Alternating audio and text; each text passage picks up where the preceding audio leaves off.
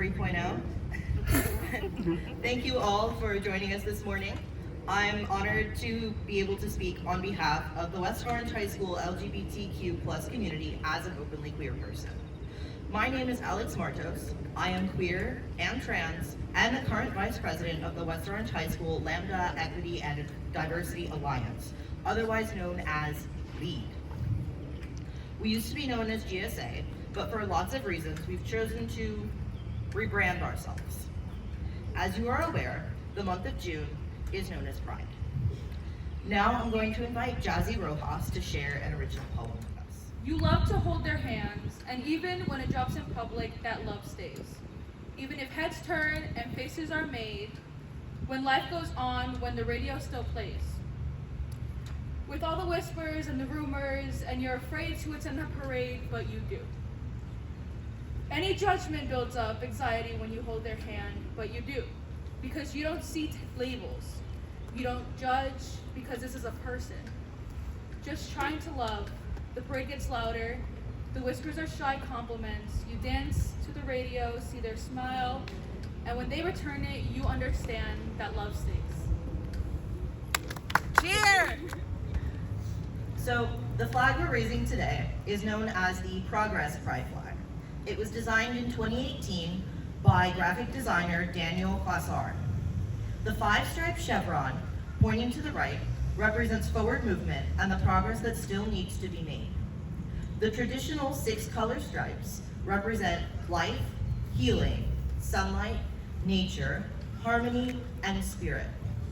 The additional 5 stripes represent people who are living with or died of HIV and AIDS, queer communities of color, and transgender individuals. We invite you to engage in silent reflection while we raise the Progress Pride flag this morning.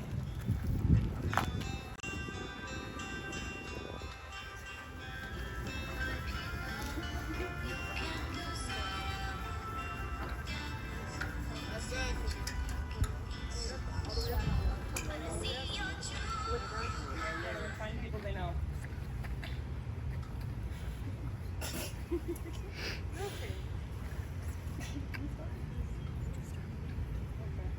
Often enough, before teachers know their students, they refer to a group and use the term boys or girls. I was always included with the girls, but I realized I wasn't comfortable being referred to as a girl. It didn't feel right. My identity has been a struggle for me for the past 5 years. 5 years of changing labels to see if something felt right. It's harder than you think to not identify with what you were assigned at birth. It goes far beyond hairstyles and clothing. When I first came out, I was asked why I couldn't stay a girl and dress like a tomboy like I always did. Here's my answer. That's not who I am. It's because, oh my god. It's like insisting that I'm Hispanic and not black because people can't see it. It's just not as obvious to most. Some people believe that it is a choice to be transgender or that it is a phase people go through. Understand me when I tell you it's not. I don't feel that ashamed is the correct word for how I feel. I don't really have the right word for how I feel. But different is certainly it. Being different isn't always fun. It's tiring, mentally and physically. People always see you differently. Everyone has their own views and sees people in their own way. And for some reason, people feel they can share their views regardless of how they may make others feel.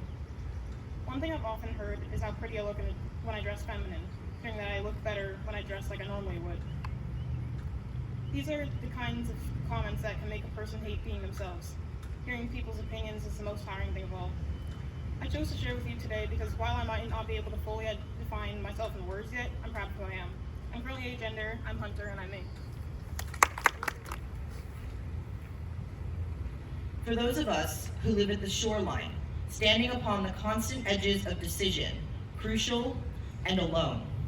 For those of us who cannot indulge the passing dreams of choice, who live in doorways coming and going in the hours between dawns, looking inward and outward at once, before and after, seeking a now that can breed futures, like bread in our children's mouths, so their dreams will not reflect the death of ours.